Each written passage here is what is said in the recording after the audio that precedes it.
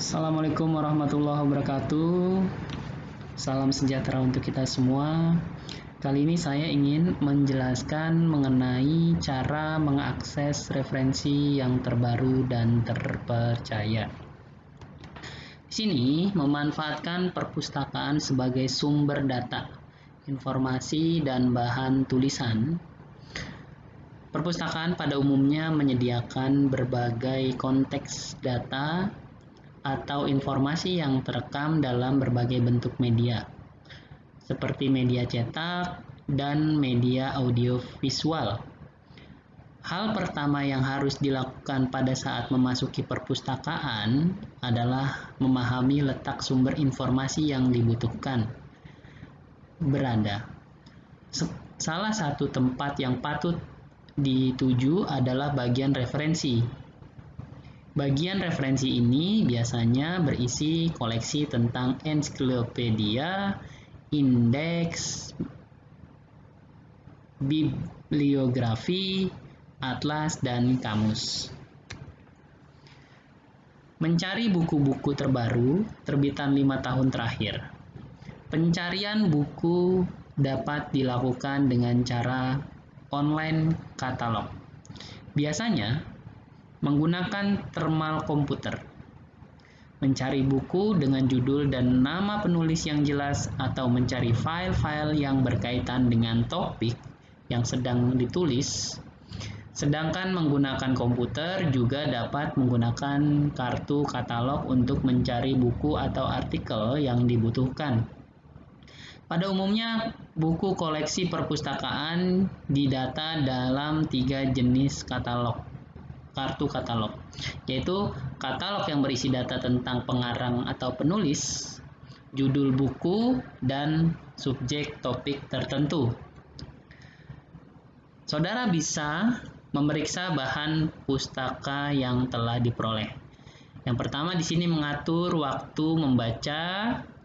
Mengatur waktu membaca dapat dilakukan secara offline dan online. Lalu yang kedua adalah membaca lebih selektif. Artinya membaca lebih selektif berarti hanya membaca artikel atau buku yang sesuai dengan apa yang dipelajari atau yang ingin ditulis. Lalu selanjutnya membaca secara bertanggung jawab. Artinya di sini membaca dengan cara bertanggung jawab berarti melihat sumber yang benar berdasarkan kajian ilmiah.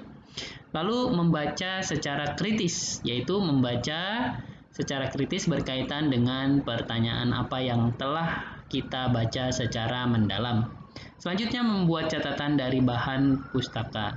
Salah satu cara terbaik dan paling sederhana dalam membuat catatan adalah selalu mengacu pada kartu indeks yang telah dibuat. Lalu selanjutnya membuat ringkasan. Selain membuat catatan, dapat juga dilakukan dengan membuat ringkasan dari sumber bacaan yang didapatkan di dalam mengunjungi keberhasilan proyek tulisan. Lalu selanjutnya, untuk melakukan kajian pustaka, saudara bisa melakukan wawancara untuk mendapatkan informasi untuk tulisan. Di sini, yang pertama mempersiapkan tema wawancara. Mempersiapkan tema wawancara ini terkait dengan tema yang akan saudara angkat. Misalkan ingin mengangkat mengenai prosedur atau manajemen dari suatu perusahaan. Tentunya tema ini akan menjadi pegangan saudara.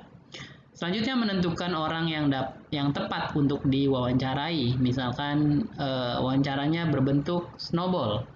Berarti dari atas kita bisa mewawancarai dari top and down atau down and top.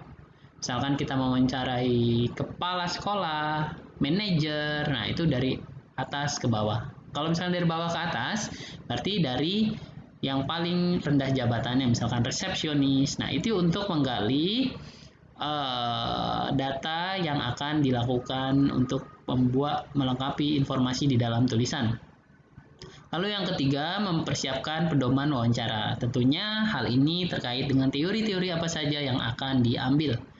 Yang keempat, mengolah hasil wawancara. Mengolah hasil wawancara ini terkait dengan bagaimana saudara melakukan reduksi data. Data-data yang dikumpulkan dari hasil wawancara dijadikan acuan dan direduksi mana yang akan digunakan. Lalu untuk menggunakan referensi dari internet, di sini menggunakan acuan dari internet terpercaya dapat dilakukan dengan mengakses tulisan yang berupa artikel atau jurnal yang telah diterbitkan 5 tahun terakhir. Tidak boleh mengambil acuan berupa Blogspot dan Wikipedia. Karena Blogspot dan Wikipedia bukan referensi ilmiah, tetapi hanya tulisan yang tidak bisa dipertanggungjawabkan. Kalau jurnal dan kita mengambil tulisan dari jurnal, tentunya jurnal tersebut sudah ada pengkoreksian dari mitra berstari atau reviewer yang melihat artikel tersebut dan menilai artikel tersebut. Lalu cara mengakses referensi yang terpercaya dan terbaru ya. Yang pertama di sini menggunakan referensi yang kaya terjemahan. Artinya saudara harus melihat referensi-referensi berdasarkan kajian dari luar negeri atau dari berbahasa Inggris. Nah, itu biasanya dilihat dari jurnal-jurnal internasional. Lalu menggunakan referensi laporan penelitian. Menggunakan referensi laporan penelitian tentunya berdasarkan penelitian dari universitas atau badan penelitian. Nah, ini sudah dalam bentuk laporan penelitian, bisa berbentuk artikel jurnal atau laporan penelitian full. Lalu referensinya yang terpercaya lagi menggunakan referensi dari proceeding. Proceeding itu referensi yang sudah diseminarkan, diberi paparan secara global sehingga hasil dari seminar tersebut bisa dipertanggungjawabkan. Selanjutnya menggunakan referensi dari surat kabar. Tentunya surat kabar di sini terkait dengan media. Misalkan hasil pantauan dari Kompas, Tempo, tentunya media-media yang memang sudah kredibel. Lalu yang terakhir menggunakan referensi dari kumpulan abstrak. Nah, abstrak ini diambil dari jurnal. Hal yang harus diperhatikan dalam penulisan daftar pustaka, di sini yang pertama nama pengarang penulis yang terbalik, nama terakhir diletakkan pada bagian depan dan dengan koma. Jika pengarang ada 2, maka pengarang pertama saja yang dibalik. Lalu jika pengarang 3 orang atau lebih, maka pengarang pertama ditulis terbalik, pengarang lainnya ditulis dengan menggunakan DKK. Jika pengarang adalah editor, setelah nama ditulis ED.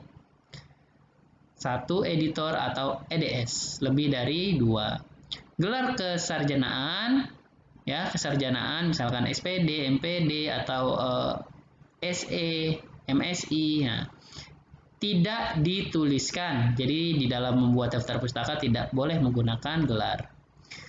Judul ditulis miring, ya, atau diberi garis jika tanpa pengarang. Nanti untuk menulis daftar pustaka, saya akan memberikan panduannya menggunakan aplikasi Mendeley. Teknologi yang digunakan atau dikuasai untuk membuat daftar pustaka yang pertama di sini ada Mendeley, ya. Lalu di sini juga bisa menggunakan Google Scholar. Google Scholar ini untuk melihat daftar pustaka atau mencari referensi-referensi kepustakaan. Lalu di sini ya, terkait dengan Google Scholar dan Mendeley, saudara saya tugasi untuk menganalisis 5W1H ya. Untuk ini ya, saudara mencari satu artikel yang saudara minati, misalkan bidang administrasi bisnis atau manajemen atau bidang kepemimpinan atau manajemen administrasi di lembaga formal, ya lembaga non formal. Nah, ini nanti dicari satu saja artikel berdasarkan jurnal. Bagaimana mencarinya? Mencarinya dengan menggunakan Google Scholar atau Mendeley. Nah, setelah dicari nanti dianalisis 5W1H. Yang pertama di sini abstraknya dianalisis ya menggunakan 5W1H. Lalu pendahuluannya. Setelah pendahuluan lalu metodenya yang dianalisis. Jadi ada 3 dianalisis. Tugas ini dikumpulkan nanti minggu depan. Terima kasih atas perhatiannya. Kurang lebihnya mohon maaf. Wassalamualaikum warahmatullahi wabarakatuh.